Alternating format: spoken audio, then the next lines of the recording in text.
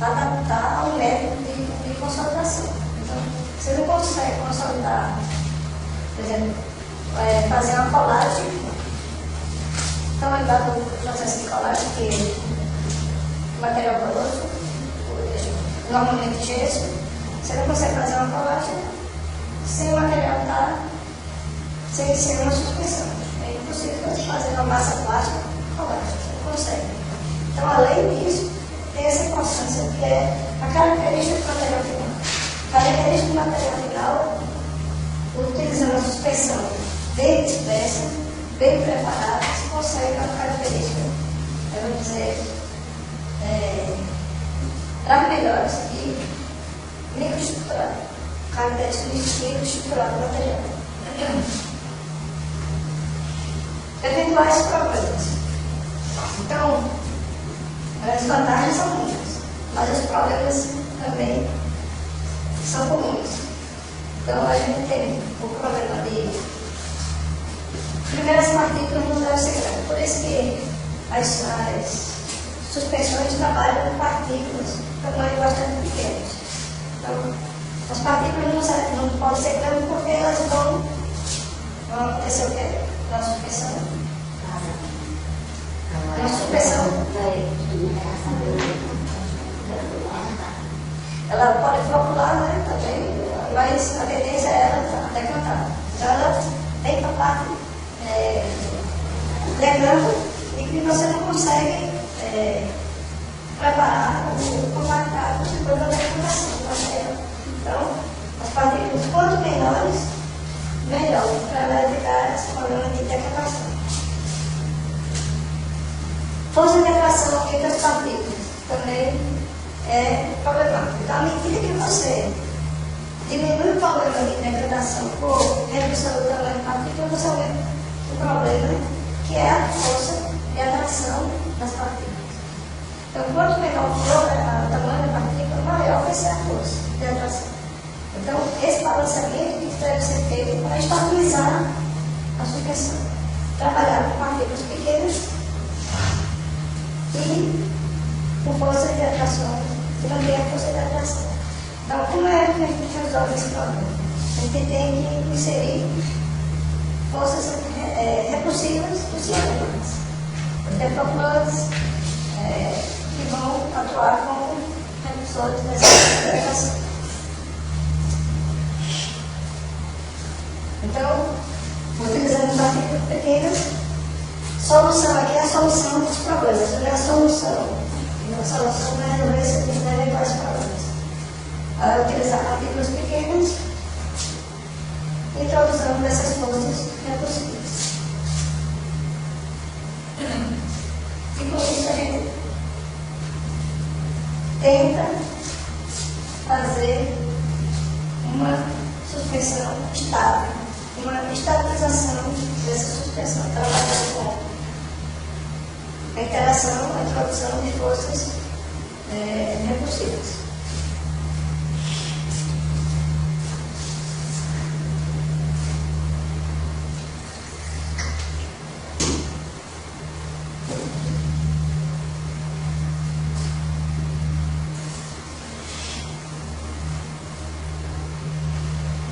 Então, aqui a gente tem dois exemplos de suspensões, uma estabilizada e outra não estabilizada. Então, o que falta é esse esquema mesmo aí, vender a suspensão bem distribuída e desaglomerada, que é a desejada, e aqui a gente tem uma suspensão com a boa distribuição, porém com aglomeração. É o mais comum de ocorrer essa aglomeração. E dentro dessa aglomeração, acho que mais na frente tem outro esquema que a gente vê melhor, mas dentro da aglomeração o que ocorre? Retenção do líquido. Essa retenção do líquido, além de promover a retenção do líquido, a aglomeração, além de promover a decantação, a retenção do líquido aí sim promove o aumento da viscosidade do material. Porque esse líquido que está preso, ele não vai funcionar como um agente lubrificante entre as partículas.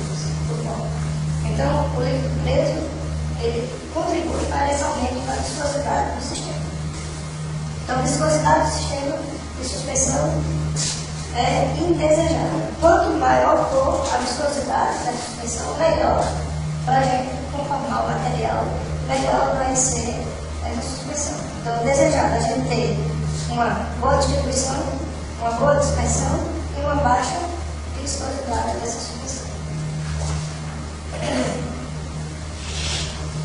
Então, se a gente consegue ter partículas pequenas e desaglomeradas através de forças de redução, são inúmeras as vantagens, dessas suspensões estabilizadas. Primeiro, com relação ao comportamento reológico. Quando se fala de reologia, acho que não sei se todos vocês já estudaram reologia, que são propriedades. Quando se trabalha com meio líquido ou fluidos, são as propriedades reológicas do material. Então, todos esses assuntos que a gente está vendo hoje tem no capítulo 6, capítulo 5 do livro do manual. Então, vocês vão ter no final do livro falando bastante sobre propriedades reológicas do material, que é a viscosidade, taxa de cisalhamento, força de cisalhamento, entre outros. Então, esse comportamento reológico a gente vai voltar a falar quando for falar de mensagem, consolidação das suspensões. Então, o comportamento reológico estável, o que vai provocar? Ele vai influenciar as propriedades da peça conformada e da peça sintetizada. Ele vai proporcionar um bom empacotamento, ou seja, o líquido, quando sair o líquido, o material, a suspensão estabilizada e dispersa, ele vai proporcionar esse empacotamento estável, um empacotamento desejado para o material. E isso vai facilitar também o controle dimensional. Imagina isso, você tem pontos do material consolidado com diferentes teores de sólido. Então, o material, quando for, o líquido, quando for retirado, ele vai se comportar de maneira diferente. Então, quando se tem um comportamento reológico estável, você influencia, além das propriedades do material, da peça conformada, da peça sintetizada com relação à variação dimensional e menor concentração de defeito. Então você consegue melhorar esse controle dimensional do material e diminuir a concentração de defeito da peça. Depois disso, interessante. Então por isso que é fundamental estabilizar essas suspensões cerâmicas. Então, uma suspensão estabilizada quer dizer uma suspensão dispersa, ou seja, partículas individuais. Ele foi aquele esquema que a gente mostrou lá anterior. Isso vai provocar no sistema uma baixa viscosidade, que é extremamente desejada, maior concentração de sódio, você consegue aumentar esse teor de sódio, ou seja, maior concentração de sólidos vai provocar o quê? O corpo denso, mais denso, e menor consumo de energia na etapa de secagem. Então, eu falei já anteriormente, lá no início, eu disse que eu ia chegar aqui e a gente ia ver melhor. E, consequentemente, você diminui o custo do processo. Todo líquido tem que ser retirado. Então, você tem que fornecer energia térmica para retirar do líquido. Quanto menos líquido tiver, ou seja, maior concentração de sólido, vocês conseguem densificar melhor o material, diminui o problema de secagem do material e ainda tem economia de energia térmica lá para retirar, o custo de energia para retirar o solvente do sistema.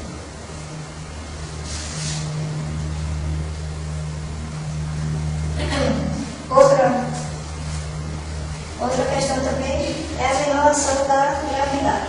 Ou seja, por maior tempo o material, a suspensão vai estar estabilizada.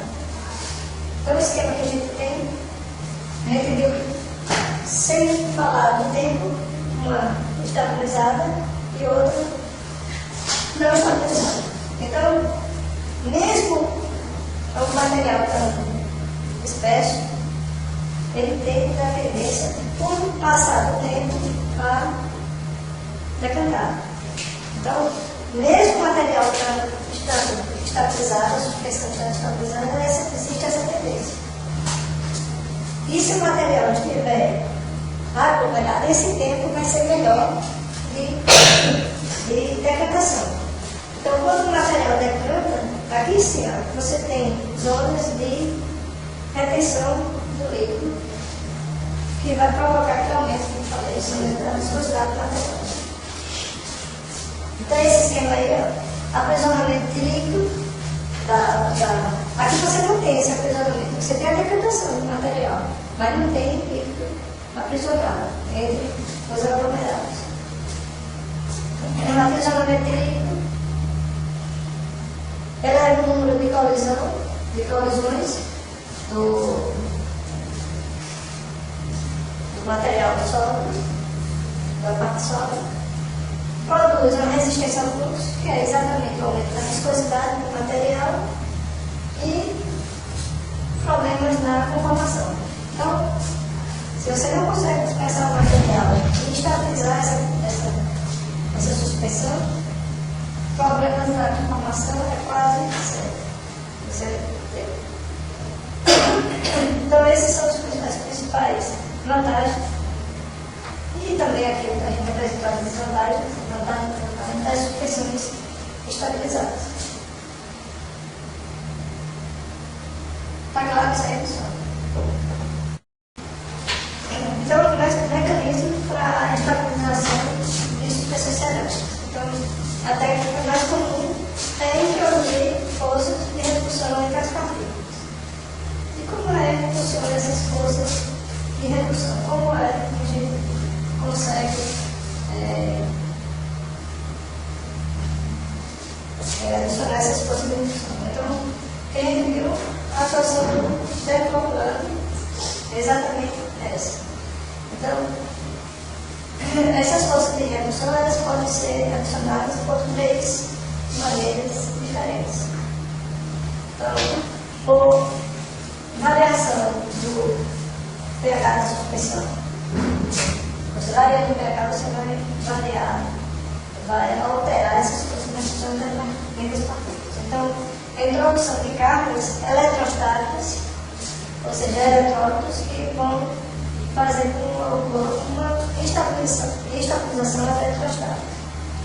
Ou moléculas poliméricas, que é o uso de dispersantes, que é o para material cerâmico, é um dos mais utilizados. E a estabilização estética. E com a combinação dessas duas técnicas, a introdução de cargas eletrostáticas ou moléculas poliméricas, que é uma estabilização eletroestética. Então, esses 3 tipos de estabilização que faz com que seja adicionada força de redução entre as partículas. Então, a gente vai passar esses 3 tipos, apresentar esses 3 tipos de estabilização. Então, a primeira estabilização é a estabilização eletrostática, que é com cargas eletrostáticas, funciona da seguinte maneira. Então, existe a absorção preferencial de íons. Então, a gente tem o que é aqui. A gente tem partículas de silício e a camada dessa partícula. Então, a tendência, por falta de estereoestética. É eletroestética.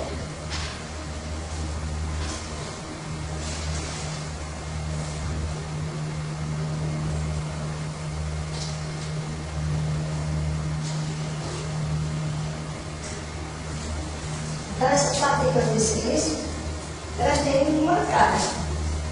E quando adicionar água, ela tem as partículas tendem a aglomerar.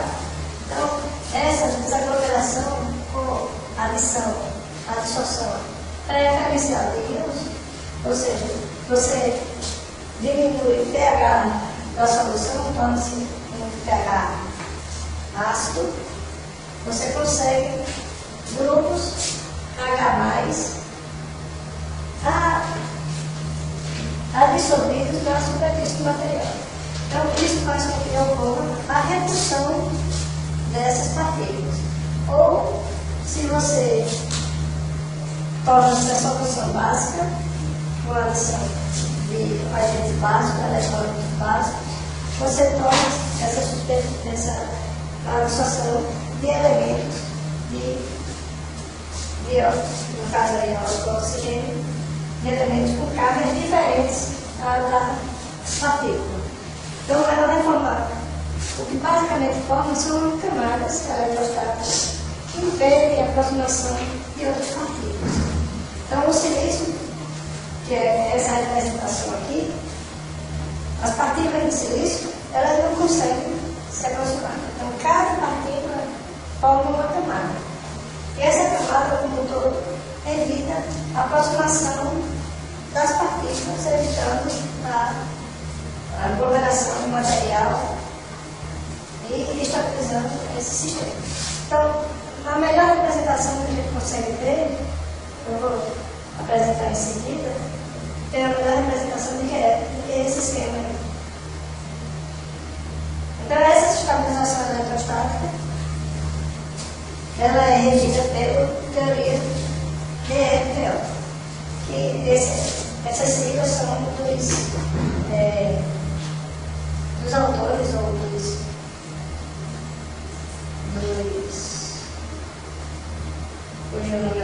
autores que desenvolveram essa teoria, os criadores dessa teoria. Essa teoria de EFO, ou dupla camada,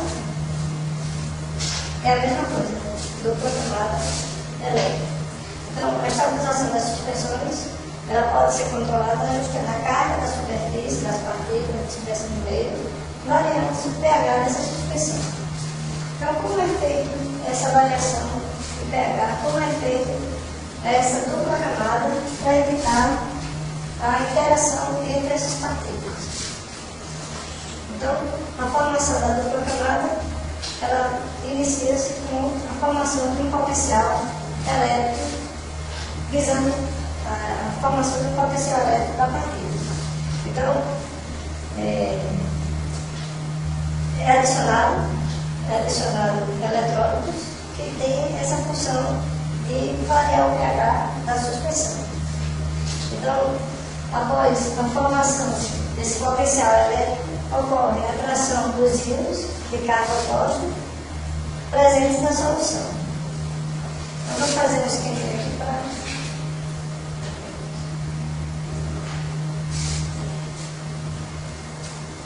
Eu vou chegar mais na frente, tem um desenho que você não dá para ver direitinho dessas etapas. Então, formação do potencial elétrico, atração dos íons de carga oposta, ou seja, mudou o pH, você consegue atrair íons de carga oposta, porque esses íons de carga oposta são denominados de contraíons na superfície do material. Esses íons, ou contraíons que têm a carga oposta, eles são absorvidos na superfície das partículas. Em seguida, ocorre a formação de uma película protetora, também chamada de camada de Stern, que é essa camada, que é a primeira camada que se forma, que é responsável pela proteção e evitar a aproximação dos elementos de mesma carga. No caso, naquele caso do silício, das partículas de silício. E após a formação dessa camada, ocorre uma redução dos derivados contraídos, formando uma camada difusa. Ou seja, essa teoria também chamada de dupla camada, é exatamente essas duas camadas que formam. A camada de Stern, que tem a função de proteger a superfície do bolo, a superfície da partícula, e outra camada, que é a camada mais distante, a camada de construir formadas, formada que é chamada de camada difusa, uma camada de redução. Então, mesma carga, atração, cargas, carga diferente, atração, mesma carga, redução. Então, esse é o princípio da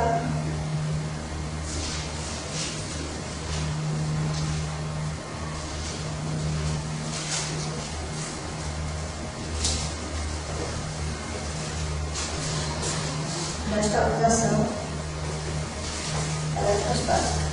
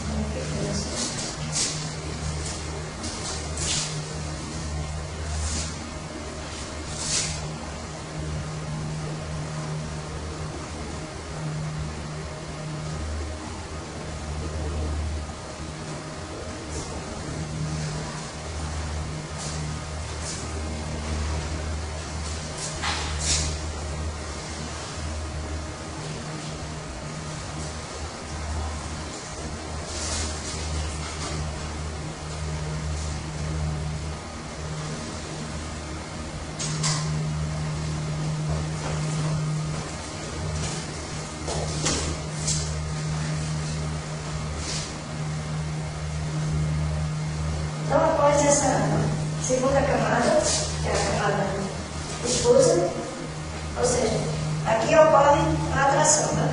Entre a partícula, entre a partícula desenhada na borda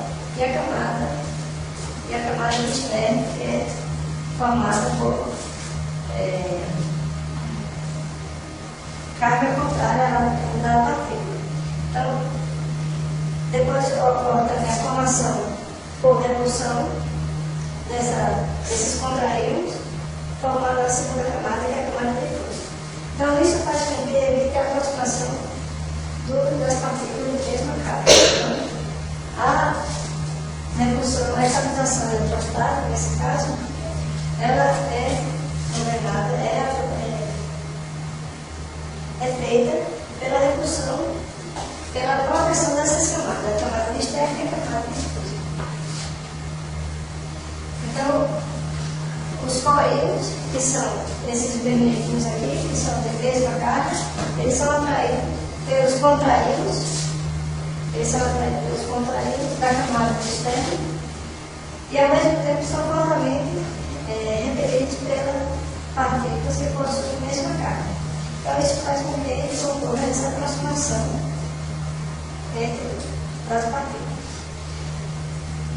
Então, o que a gente tem é os sinais também de maneira contrária ali, mas foi propositalmente, então a gente pode ter sistemas que tem essa carga negativa e outros sistemas que têm fenômenos de cargas positivas. Então, além do que a gente tem, a superfície da partícula, são essas aqui, a superfície da partícula, formando um plano ou uma camada de externo, mas pode se chamar plano ou camada, tem em seguida aqui a camada difusa, que é entre até a superfície de cisalhamento do material, entre a superfície de cisalhamento até uma determinada região, onde existe a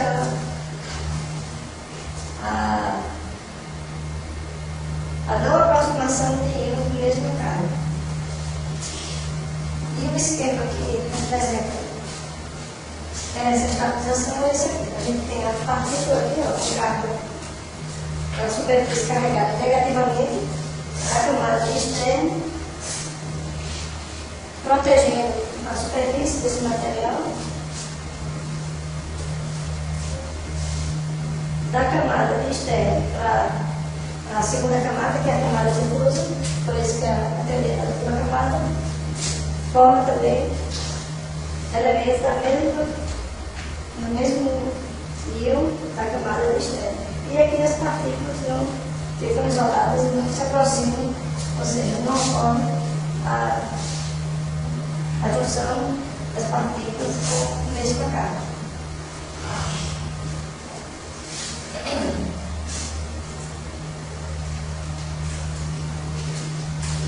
Então, a estabilização esférica pode ser realizada pela interação física de substâncias poliméricas com a dissolução dos polímeros das partículas de espécie da suspensão. Então, é mais ou menos o mesmo pensamento. Esses polímeros não vão ter cargas. Aqui a estabilização esférica, os polímeros eles vão formar uma parede que vai impedir com que as partículas se aproximem. Então, esse regimento aí é o regimento que você utiliza para deflaturantes em suspensão. Então, esses deflaturantes normalmente são materiais poliméricos, substâncias orgânicas, que formam essa parede e evitam a aglomeração do material. Então, primeiro, interação física de substâncias poliméricas. Depois, essas substâncias poliméricas elas são dissolvidas dos polímeros por partículas dispersas da suspensão. Com a aproximação das partículas, as camadas absorvidas se aproximam e as cadeias poliméricas tendem a se ordenar paralelamente. Então, elas vão ficar aderidas, absorvidas na superfície do material e permanece o sistema isolado após o equilíbrio termodinâmico. Por isso que existem variações com relação a tempo, a viscosidade, ou seja, o tempo de estabilização da suspensão é um fator chave, é um fator importante quando se quer estabilizar o material.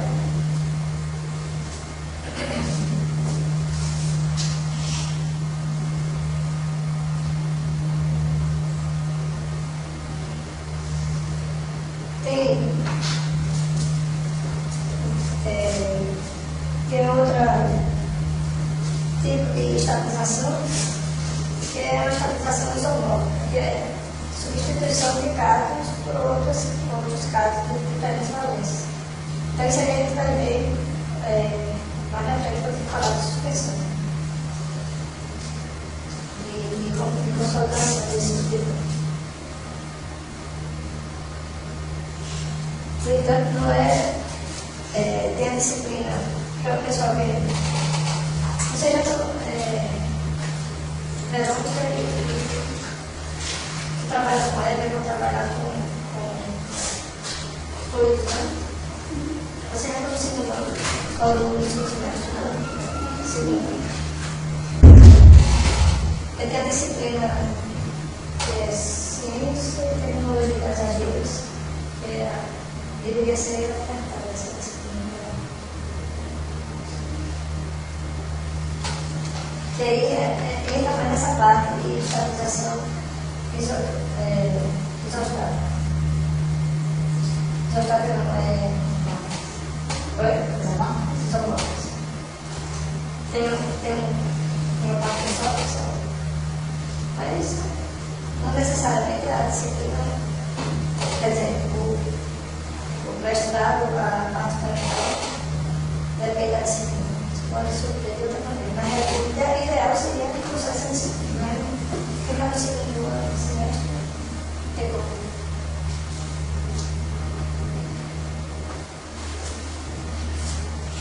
Então, a apresentação da partícula que a gente tem é isso aqui. O ó e o polímero, lá na sua superfície, agindo como meio, como força repulsiva, evitando essa aglomeração. E o último caso, a eletroestética é uma associação das duas úteis. Então, esse processo resulta da somatura do processo de estabilização do eletrostático e estéreo. E nesse mecanismo são utilizadas moléculas poliméricas e ionizadas, ou seja, por isso que faz com que o sistema funcione das duas maneiras. Então, essas moléculas poliméricas ionizadas, principalmente os polieletrónicos, eles solubilizam por meio os íons resultantes dessa dissociação. Somam seu efeito estéreo e cria uma barreira eletrostática. Então, a representação que a gente tem é essa. Partículas aqui, a estabilização estérica formada pelos polímeros, pelo material polimérico, e a barreira eletrostática formada também pela mesma questão a barreira que vai formar aqui pelas camadas de externo e pela camada de fundo. Então, essa é uma associação das dois métodos de estabilização. A estabilização eletrostática e a estabilização externa. Então, cada tipo de estabilização com suas vantagens e suas desvantagens, principalmente sempre pensando no meio líquido que está sendo utilizado, um tipo de partícula, um tipo de material que está sendo trabalhado. Certo, pessoal? Então, nas próximas aulas, a gente volta a falar sobre. A gente vai estar sempre falando sobre estabilização, principalmente quando for falar